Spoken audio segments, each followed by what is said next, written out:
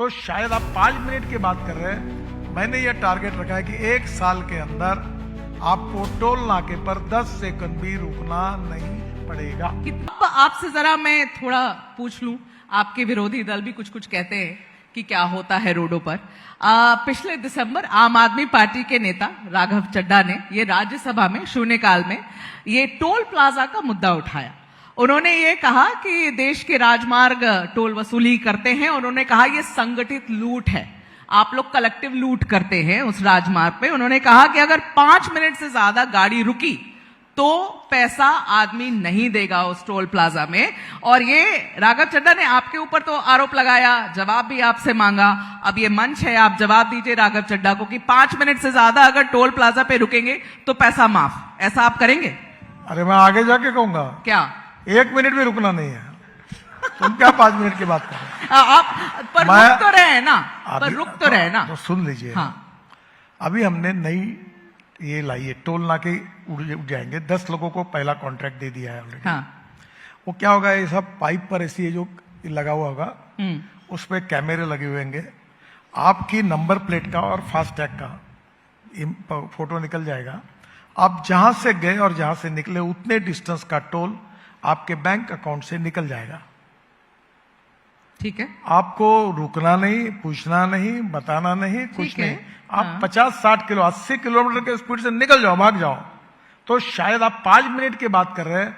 मैंने ये टारगेट रखा है कि 1 साल के अंदर आपको टोल नाके पर 10 सेकंड भी रुकना नहीं पड़ेगा। कितना नहीं रुकना पड़ेगा? 10 सेकंड भी नहीं रुकना पड़ेगा। 10 सेकंड भी रुकना नहीं पड़ेगा। सर ये सब देखो आप ना रिकॉर्ड पे बोल रहे हैं। अरे अब भाई ये मैं सब पार्लियामेंट के पूछूंगी ना रिकॉर्ड मैं पर आपको। बोल चुका हूं, मेरे ऊपर हक्कभंग आ सकता है।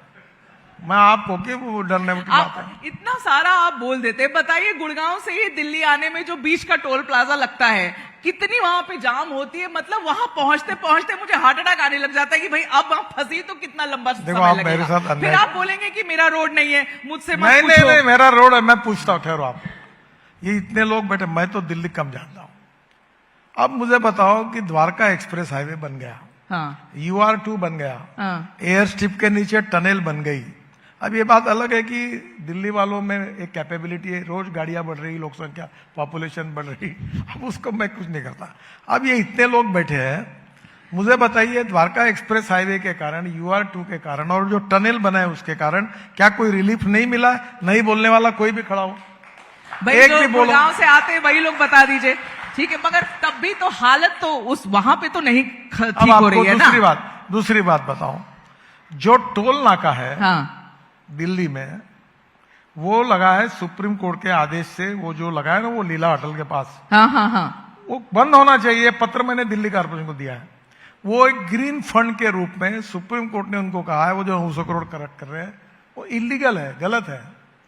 वो पैसे से उनको प्रदूषण को कम करना है, उससे वहां गाड़ी रोकते हैं जबरदस्ती, और पैसे दिल्ली के चारों दिशा पे वो चल रहा है। हाँ। ये एक्चुअली जरूरत नहीं है इसकी। और मैंने दिल्ली मुख्यमंत्री जी को भी रिक्वेस्ट की है, दिल्ली मेयर को भी की है, और मैंने अभी सुप्रीम कोर्ट में एक पिटीशन है, डालिए। हम भी प्रेजेंट करें उसको। ये तुम्हारा निर्णय था, इसका कोई जरूरी नहीं। अब दिल्ली में मेरा डिपार्टमेंट 1,50,000 करोड़ के काम कर रहा है, हाँ, दिल्ली NCR में, और अनेक 50-60 हजार को मैंने पूरे किए हैं। और जब काम दिल्ली कारपोरेशन कुछ कर भी नहीं रहा, आपने ग्रीन का तो कुछ उन्होंने किया नहीं, फिर ये पैसे वसूली करके लोगों को रोककर जबरदस्ती करके तकलीफ देकर फिर वे प्रदूषण करते हैं, गियर बदलते हैं और प्रदूषण होता है। तो इसको बंद करिए। तो फिर क्या हो रहा है इस मामले में? आपने सबको बोल दिया, पर हुआ क्या? ये आप जैसे जागरूक पत्रकार इसको आवाज सर उठाना- वाह वाह। अब मेरे ऊपर डालिए कि मेरी जिम्मेदारी की ये करना है। सर आप मंत्री हैं, क्यों नहीं देखिए, सुनते हैं लोग? एक डिसीजन सुप्रीम कोर्ट का हुआ था। हाँ, सुप्रीम कोर्ट का डिसीजन सुप्रीम कोर्ट को ही बदलना पड़ेगा। तो आप लोग ने याचिका डाल रखी है। हाँ हाँ, उनको रिप्रेजेंट करने वाले हैं कि भाई ये इसकी जरूरत नहीं है। ठीक है, अब इसी से रिलेटेड एक और सवाल है जो मुझे अब पूछना है। दूसरा, मुझे ये जो गुड़गांव का रोड है, हाँ। टोल नाके जितने हैं, हाँ। वो 1 साल के अंदर सब कैंसिल हो जाएंगे और आपको 10 सेकंड भी रुकना नहीं पड़ेगा।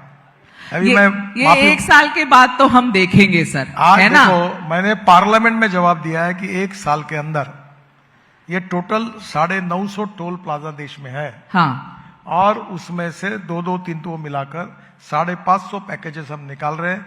उसमें पहले 10 पैकेज में काम अवार्ड हो गया है, वर्ल्ड स्टैंडर्ड के कैमरे लगे हैं, और इसके बाद आपको कहीं रुकना पड़ेगा नहीं। तो 950 टोल प्लाजा पर हम अगले साल तक में नहीं रुकेंगे। 950 टोल प्लाजा फ्री हो जाएंगे, फ्री फ्लोइंग हो जाएंगे, कोई ट्रैफिक वहां पे नहीं रुकेगी। आप ये कह रहे हैं 950 टोल प्लाजा सर, बड़ा नंबर है मैडम। दावा कर रहे हो? दावा जो करता हूं वो डंके की चोट पे पूरा करो करता सर, हूं, करो, एक भी डंके पूछ की नहीं सकता। मैं बोल रहा हूं आपको होगा, इसकी तैयारी की है, टेक्नोलॉजी फाइनल हुई है, काम चलो, टेंडर निकालना और बदलना बस। ठीक है, अब आप मुझे बताइए टोल प्लाजा। आपको लगे तो जब टोल नाका जो तोड़ना पड़ेगा, हाँ, उसके उद्घाटन के लिए आपको बुला लूंगा। ठीक है, मुझे बुला लीजिएगा।